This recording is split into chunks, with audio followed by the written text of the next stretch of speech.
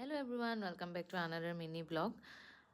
North Guwahati থকা হৰে কৃষ্ণ মন্দিৰ বহুত দিনৰ পৰা আহিম ভাবি মানে মিলাই নাই। ফাইনেলি আমি আহিলোঁ আৰু আজি আহি ইমান বেছি ভাল লাগিলে নহয়।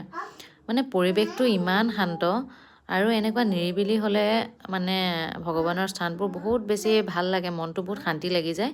আৰু ইয়াতে আহি আজি মোৰ সেইটোৱে অনুভৱ হ'ল, খুব ভাল লাগিলে। পৰিৱেশটো বহুত ভাল লগা। মনৰ পৰা যে কিছুমান ঠাইলৈ গ'লে ভক্তিভাৱ সঁচাকৈয়ে জাগি উঠে তেনেকুৱা নিচিনা। আৰু আহি আমি যিটো সময়ত আহিছিলোঁ সেই সময়টো খুব ধুনীয়া, একদম গ'ল্ডেন আৱাৰ বুলি যোনটো কয়, আবেলিৰ সময়কণত আহিছিলোঁ।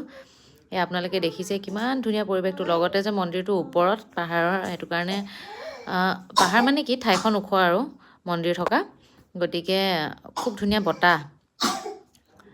আৰু তিনিওটাই একদম ফুট চুট লৈ এয়া এতিয়া আবেলি সময়ত ভোগ দিয়ে, পায়সৰ ভোগো দিলে।